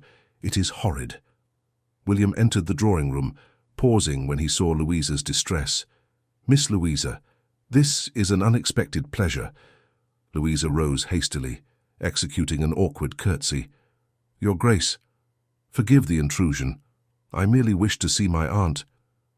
"You are always welcome here," William said firmly. "You need not ask permission or offer apologies. Consider our home yours whenever you wish to visit. But Mamma has forbidden— Your mother's dictates do not extend to my household. If you wish to see your aunt, you may do so freely." His tone brooked no argument. "I shall have my secretary draft a formal invitation for you to call regularly, which you may present to your mother as social obligation rather than personal choice. She can hardly forbid you to accept an invitation from a duke without causing offense." The strategic thinking behind the offer made Marian love her husband even more. He was not merely defending her, he was actively working to preserve her connections to those family members who valued her. Louisa departed an hour later, fortified by tea and the promise of regular visits. After she left, Marian turned to William with gratitude shining in her eyes. "Thank you. You did not have to offer such generosity to my family after their treatment of you." "I did it for you, not for them," William replied. "You love Louisa. I will not allow petty spite to sever that bond. Catherine will be furious." "Catherine can choke on her fury for all I care." He pulled Marian into his arms, resting his chin atop her head. "I will not let them hurt you any more, my love. Not while I have breath to prevent it." But preventing hurt proved more difficult than William anticipated. Society's disapproval manifested in countless small cruelties. The hostess who seated Marian at the far end of the table during a dinner party, the lady who requested Marian's absence from a charity committee, the whispered comments just loud enough to be overheard. Through it all, Marian maintained her dignity with an effort that exhausted her. She accompanied William to social events with her head held high, smiled graciously at those who sneered, and pretended indifference to the constant scrutiny. But privately, the weight of society's judgment was crushing her. It came to a head at Lady Westmoreland's ball, 6 weeks after their marriage. Marian had tried to beg off attending, pleading a headache, but William insisted they maintain appearances. "We cannot let them drive us into hiding," he argued, and that would be admitting defeat. So Marian dressed in her finest gown, a creation of sapphire silk that matched her new jewelry, and accompanied her husband to what proved a disaster. From the moment they arrived, the hostility was palpable. Women turned away when Marian approached. Conversations faltered, then resumed in pointed whispers. Even the gentlemen, usually more courteous, regarded her with barely concealed disdain. The breaking point came when Marian overheard Lady Ashworth holding forth to a circle of matrons. "The Duke has quite lost his wits," she declared with malicious satisfaction, "to marry such a creature, plain, poor, and past her prime. One can only assume she employed some manner of entrapment. I heard she claimed to be increasing," another lady contributed. "Forced him to marry her to avoid scandal." "Impossible," Lady Ashworth scoffed. "She is far too old to conceive. No, I suspect she simply wore down his resistance through persistence. Some women have no shame." Marian stood frozen behind a column, each word a dagger to her heart. She wanted to flee, to hide, to disappear entirely. But William appeared at her elbow, his face like stone. "We are leaving," he said quietly. Just now. William. Now. Marian. He escorted her from the ballroom with glacial dignity, ignoring the curious stares and whispered speculation.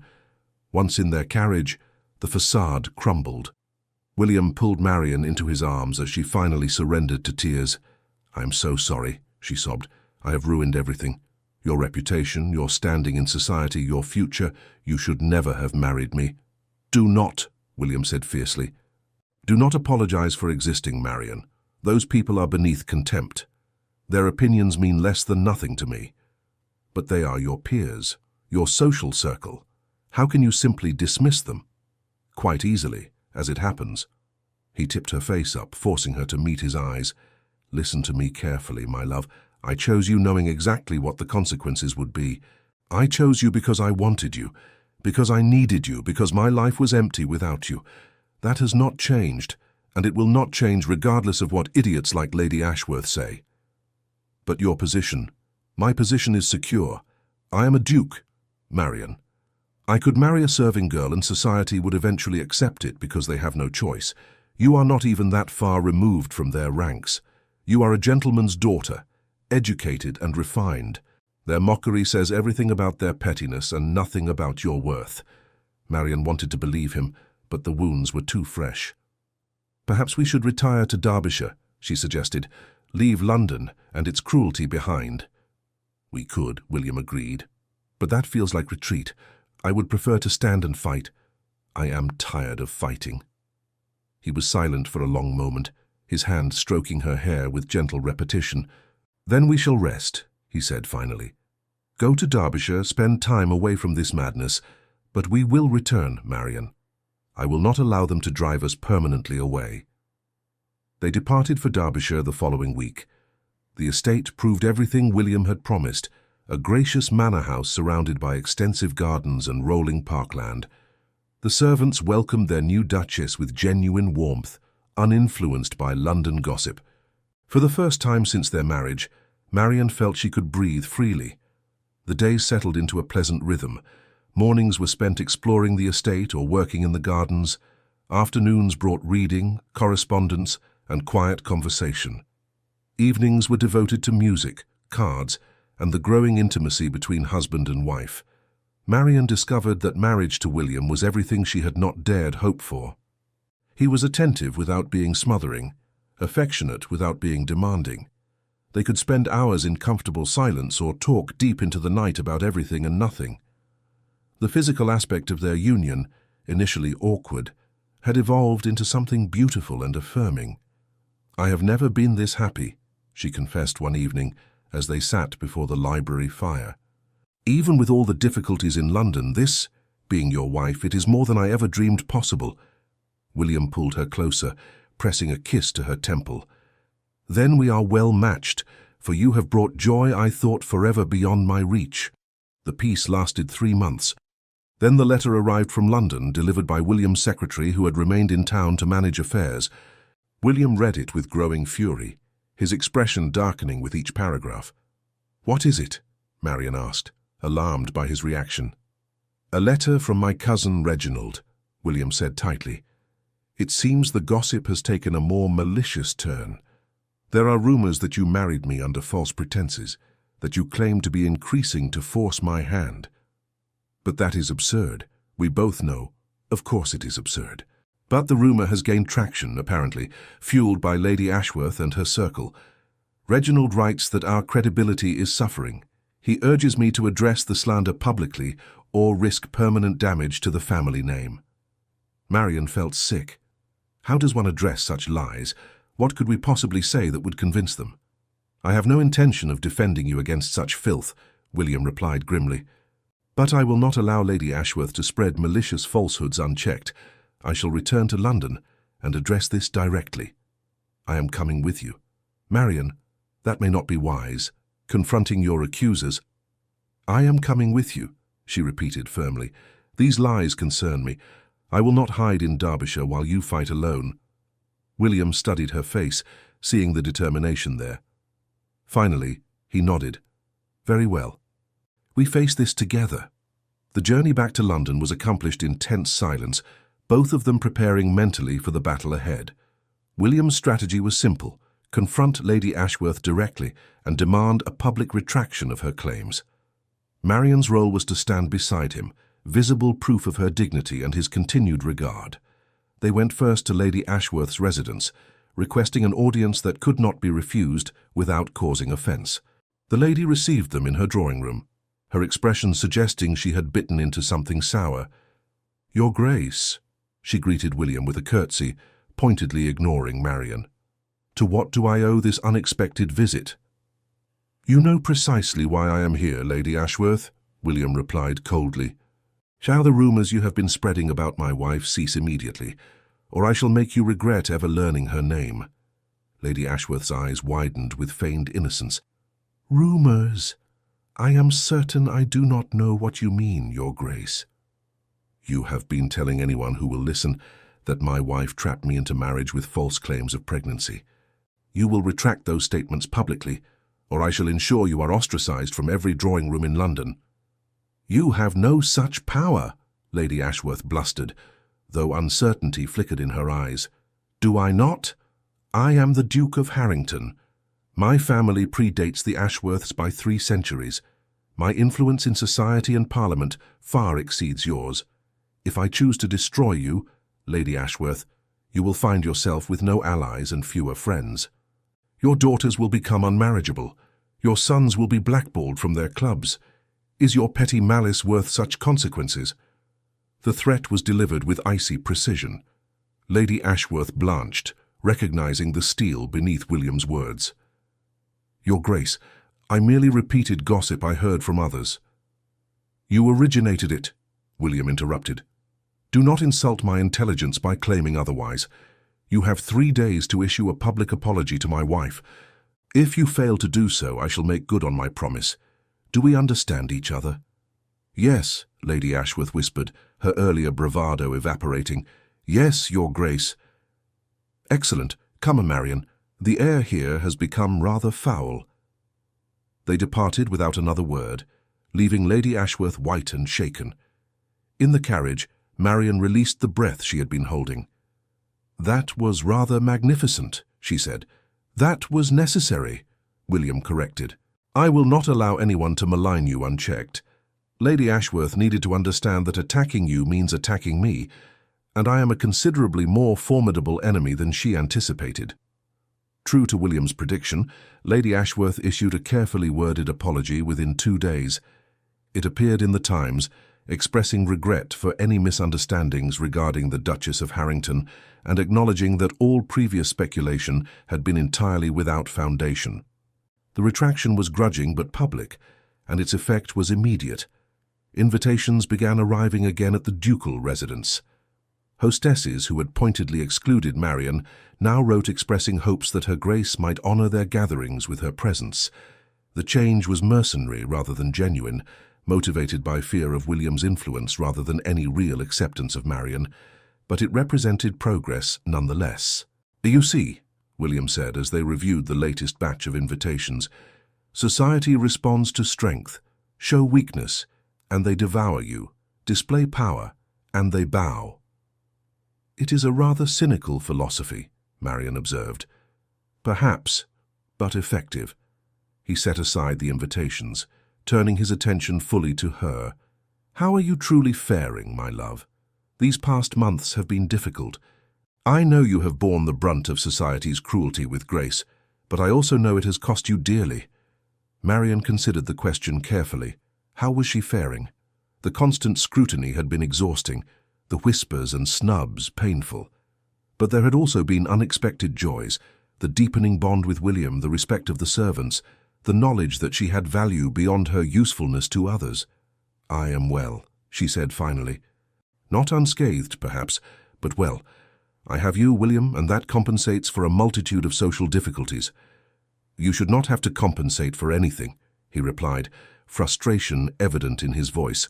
"You should be celebrated, admired, valued for the remarkable woman you are." In an ideal world, perhaps, but we live in this world, with its prejudices and limitations. She took his hand, squeezing gently. "I have learned that happiness does not require universal approval. Your love and respect are sufficient." He pulled her into his arms, holding her close. "You humble me, Marian. Your strength, your resilience, they put my own complaints to shame." "We each have our strengths," she murmured against his chest. "Yours is action. Mine is endurance. Together we are formidable." The social season progressed with Marian and William navigating the treacherous waters of Haute Tonne with increasing confidence. They attended select events, declined invitations from those who had been particularly cruel, and gradually assembled a circle of genuine friends who valued character over convention. Among these was the Earl of Pembroke and his wife, an older couple who had known William's mother, and approved heartily of his choice of bride. Lady Pembroke, in particular, took Marian under her wing, providing guidance on navigating the complex social hierarchy.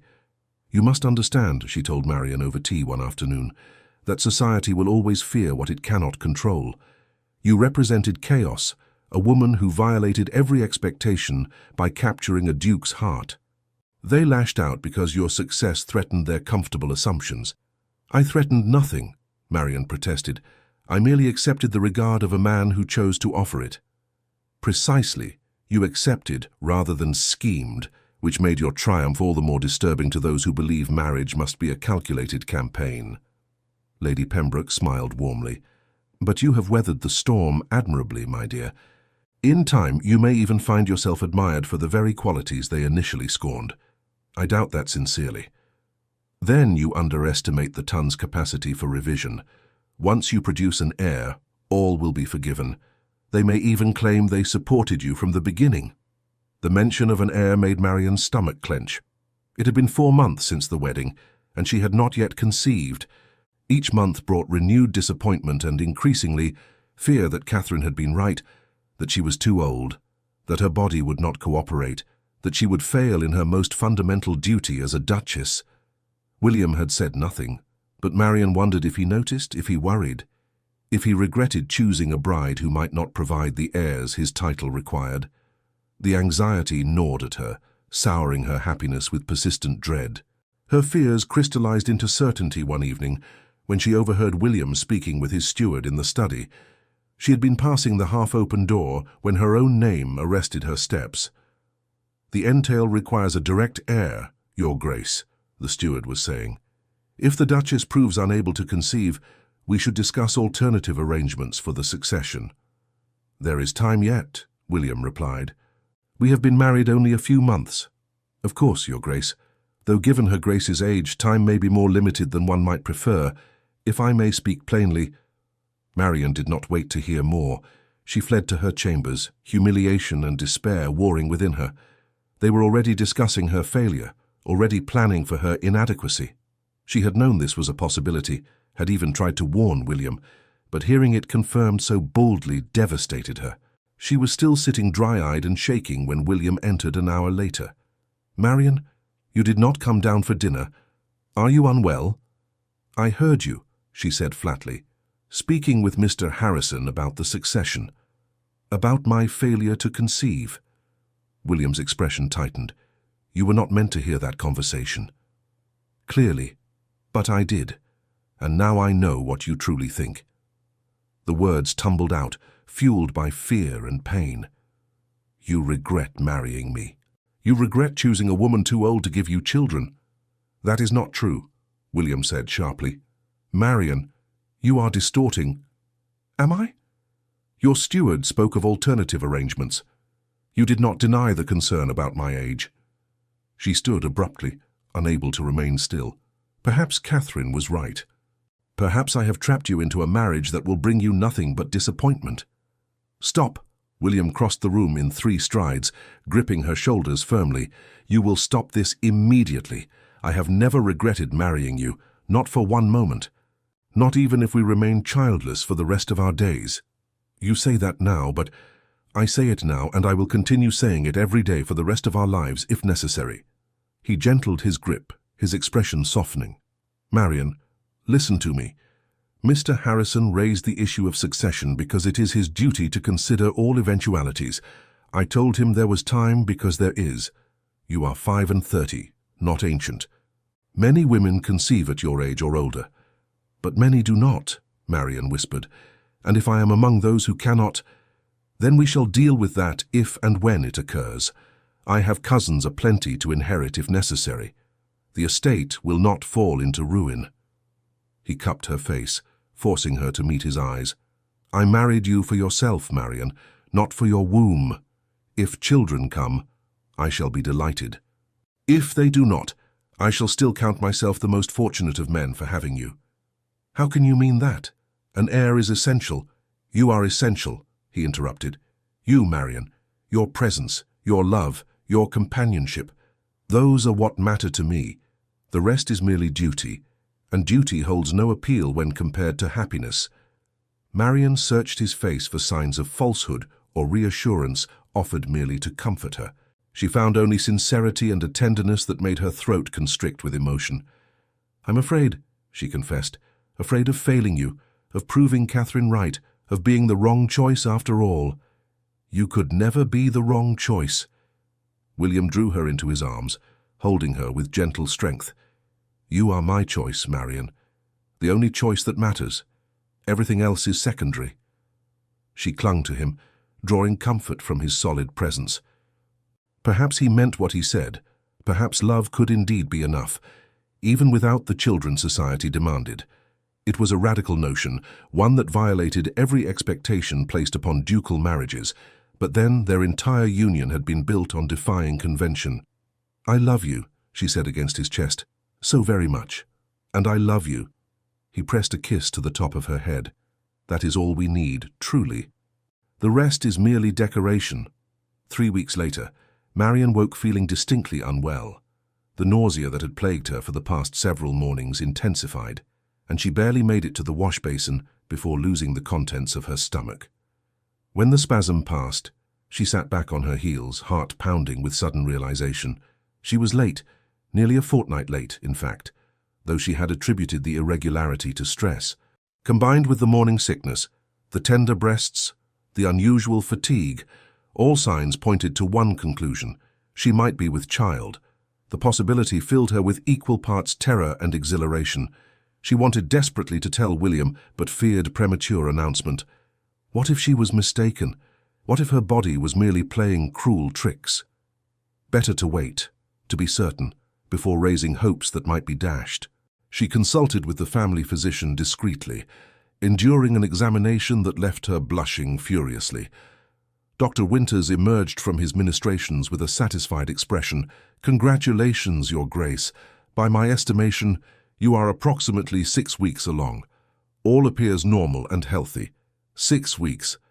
Marian performed rapid calculations, realizing conception must have occurred during their time in Derbyshire, during those peaceful weeks when she had felt truly happy for the first time in her life. It seemed fitting somehow that new life should begin in a period of such contentment. "How certain are you?" she asked, still afraid to believe fully. "As certain as one can be at this early stage. The signs are all consistent. If the pregnancy continues normally, you should expect to deliver sometime in late spring." Dr. Winters smiled kindly. "I recommend rest, moderate exercise, and avoiding excessive emotional turmoil. Shall I inform His Grace?" "No," Marian said quickly. "That is, I would prefer to tell him myself in my own way." She waited until that evening, after dinner when they had retired to their private sitting room. William was reading correspondence, his brow furrowed with concentration over some political matter. Marian watched him for a long moment, memorizing this instant before their lives changed irrevocably. "William." He looked up immediately, attuned to the nuances of her tone. "Yes, my love? I have something to tell you, something important." He set aside his papers, giving her his full attention. "You are frightening me slightly. Has something happened?" "Yes, something rather significant." She moved to sit beside him, taking his hand in hers. "I am with child." The silence stretched interminably. William stared at her, his expression cycling through shock, disbelief, and finally blazing joy. "Truly, you are certain. Dr. Winters confirmed it this afternoon, approximately 6 weeks along." A laugh escaped him, startled and delighted. He pulled her into his arms, holding her as though she might shatter. "Marian, my God, Marian, this is... I cannot..." Words failed him, but his embrace communicated everything his voice could not. When he finally released her, his eyes were suspiciously bright. "Are you well? Is everything progressing normally?" "Dr. Winters says all appears healthy, though I confess the morning sickness is rather tiresome. You shall have anything you need. Whatever provides comfort. We must ensure in." He stopped, a thought occurring to him. "We should return to Derbyshire. The air is better there, less strain from social obligations. William, I am pregnant, not infirm. I can manage London for a few more weeks at least. But the strain, the stress, the gossips will be present regardless of our location." She took his face in her hands, touched by his concern. "I am stronger than you think. This pregnancy does not render me fragile. Nevertheless, I intend to treat you as though you were spun from glass until our child arrives safely." His hand moved to rest gently on her still flat stomach. "You carry something infinitely precious." "Two infinitely precious things," she corrected. "The baby and myself." "Three," he amended. "The baby, you and my heart, which you have possessed completely since the moment we met." The declaration, so openly emotional, made Marian's breath catch. William was not typically given to such sentimentality, preferring to demonstrate affection through action rather than words. That he offered this glimpse into his heart moved her profoundly. "I love you," she said, the words inadequate but heartfelt. "And I love you. Both of you." He leaned down to kiss her stomach with tender reverence, and Marian felt tears prick her eyes at the gesture. News of the pregnancy spread through London with predictable speed. The announcement in the Times brought an avalanche of congratulations, many from quarters that had previously been hostile. It seemed Lady Pembroke had been correct. A coming heir absolved a multitude of social sins. Catherine sent a stiff note expressing pleasure at the news and hoping for a successful delivery. No invitation to reconcile accompanied the message, but the acknowledgement was more than Marian had expected. She responded with equal formality, maintaining civility if not warmth. Arabella's letter proved more surprising. The girl wrote expressing genuine happiness for her aunt and hoping they might resume acquaintance in the future. She confessed that her own engagement to a baronet, while not as grand as she had once hoped, had brought unexpected contentment. The maturity evident in her words suggested that time and experience had softened some of her earlier sharp edges. Only Louisa's response was unequivocally joyful. The girl arrived at the townhouse in defiance of Catherine's continued prohibition, throwing herself into Marian's arms with tears of happiness. "A baby? Oh, Aunt Marian, this is the most wonderful news. May I come visit after it is born? I should dearly love to help with the nursery." "Of course, darling. You shall always be welcome here." Marian held her niece close, grateful for this one family connection that had survived intact. The pregnancy progressed normally through the autumn and into winter. Marian endured the discomforts with good grace, sustained by William's unwavering attentiveness and the knowledge that she was fulfilling her duty even as she created new life. They retired to Derbyshire for the coldest months, seeking the peace and clean air of the countryside. It was there on a grey February morning that the pains began. They started as a dull ache in her lower back, gradually intensifying until Marian could no longer pretend nothing was amiss. William, who had been reading aloud to her, immediately set aside his book. "Is it time?" "I believe so. Though Dr. Winters said first labours often take many hours. We should summon him, but there is no need for panic." William looked as though panic was precisely his preferred response, but he controlled himself admirably, sending for the physician and the midwife while ensuring Marian was made comfortable. The next 18 hours tested both their endurance. Labour proved every bit as difficult as Marian had been warned. The pain came in relentless waves, each stronger than the last, until she thought she could not bear another moment.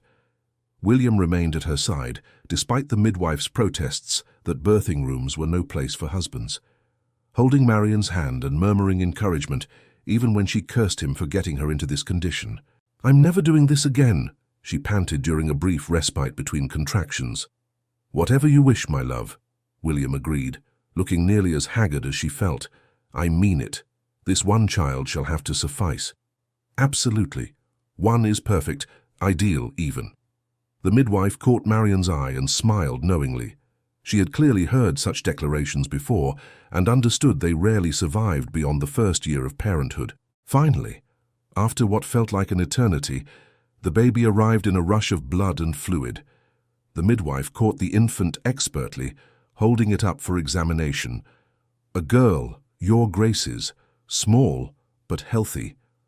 A girl. Marian had not realized how much she had feared disappointing William with a daughter, rather than the heir he needed. But when she looked at her husband's face, she saw only wonder and relief. A daughter, he breathed. We have a daughter. The midwife cleaned the baby and placed her in Marian's arms. The infant was red-faced and furious at being expelled from her warm haven, her tiny fists waving in protest. Marian looked down at her daughter, and felt something fundamental shift inside her heart. "Hello, little one," she whispered. "Welcome to the world." William leaned over them both, his finger stroking the baby's impossibly soft cheek. "She is perfect." "Absolutely perfect." "She is rather wrinkled and angry," Marian observed with exhausted amusement. "Perfect," William insisted. He kissed Marian's temple. "Thank you, for her, for surviving, for being extraordinary." "I did nothing extraordinary. Women have babies every day. You did something extraordinary for me." His voice was thick with emotion. "You gave me a family, Marian, a real family, built on love rather than duty. That is a gift beyond price." The baby chose that moment to let out a surprisingly lusty wail, demanding attention. The midwife swooped in to help Marian attempt feeding, and the room dissolved into the timeless chaos of new parenthood. They named her Catherine Anne. Catherine for William's mother, Anne for Marian's. The choice of names represented a bridge between past and future, honoring those who had come before while creating something entirely new. Catherine thrived, growing from an angry red newborn into a plump, contented infant with her father's grey eyes and her mother's dark hair. William proved a besotted parent, spending hours in the nursery. Despite the raised eyebrows, such behavior provoked among the more traditional servants. Marian often found him simply watching their daughter sleep, his expression soft with wonder. "I never imagined this," he confessed one night, as they stood together over the cradle. "Never allowed myself to hope for such happiness."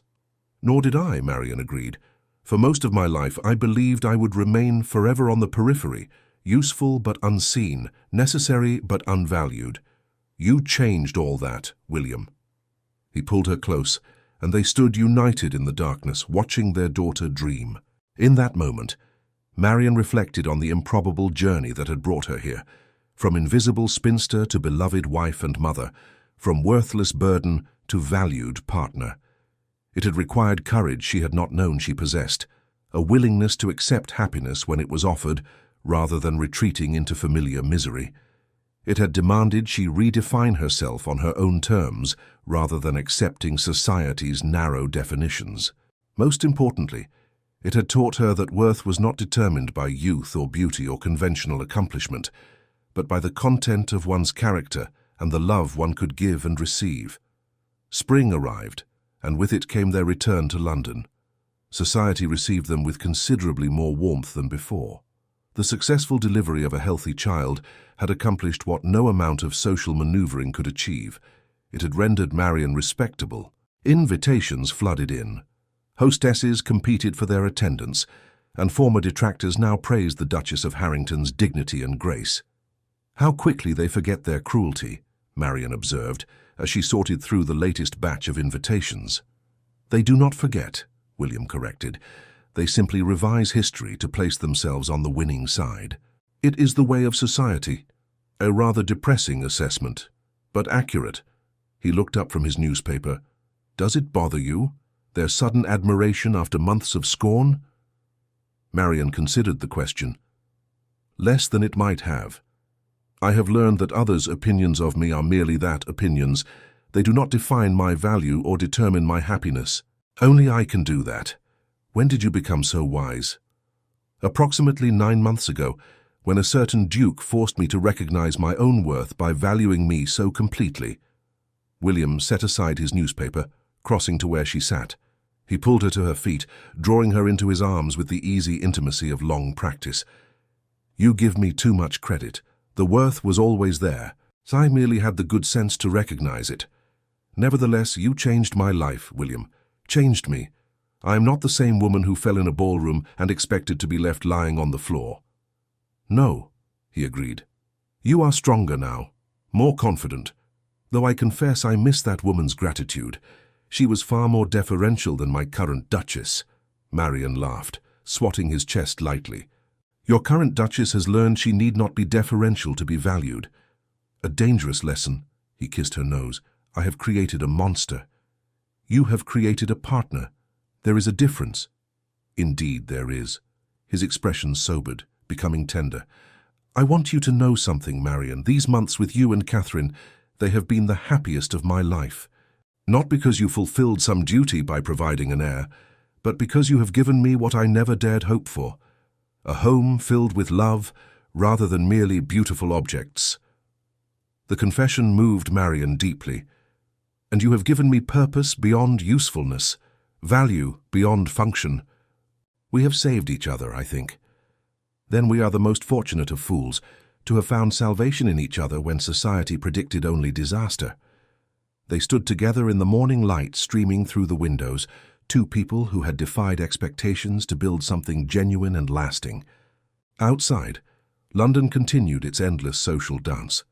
But within these walls, Marian and William had created their own world, one founded on mutual respect, growing love, and the quiet triumph of choosing each other against all odds. A knock at the door interrupted the moment. The nurse entered carrying Catherine, who had woken from her nap demanding attention. William took his daughter immediately, cradling her with practiced ease. Good afternoon, my darling. Did you sleep well? He bounced her gently, earning a gurgling laugh that made his entire face light up. Marian watched husband and daughter together, her heart full to bursting. This, she thought, was what happiness looked like, not grand gestures or social triumphs, but simple moments of connection, of being fully present with those one loved. She thought of the woman she had been, the invisible aunt, the overlooked spinster, the burden tolerated but not cherished. That woman seemed like a stranger now, or perhaps a chrysalis that had contained her true self until the right circumstances allowed emergence. What are you thinking? William asked, noticing her expression. That I am grateful, Marian replied. For all of it, the struggles, the pain, the social battles, they led me here, to this moment, to you and Catherine. I would not change any of it. Not even the champagne incident, William teased. Not even that. Especially not that, actually, since it brought us together. Then we must raise a glass to clumsy accidents and champagne-soaked gowns. He shifted Catherine to one arm, offering his hand to Marian. Come, let us take our daughter for a walk in the garden. The roses are blooming, and I would show them to her.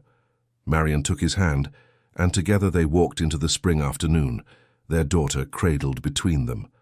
Behind them lay a year of transformation, from strangers to partners, from mockery to respect, from loneliness to love. Ahead stretched a future rich with possibility, built on the foundation of their improbable but undeniable connection. Society would continue to gossip, would find new scandals to dissect and new victims to judge, but Marian no longer cared. She had found something more valuable than social approval. She had found herself, and in doing so, had found everything she needed. As they entered the garden, Catherine laughing at the butterflies dancing among the roses, William squeezed Marian's hand gently. She looked up to find him watching her with an expression of such profound contentment that it took her breath away. I love you, he said simply. Today, tomorrow, always. And I love you, Marian replied, the words carrying the weight of absolute truth. Always. The end.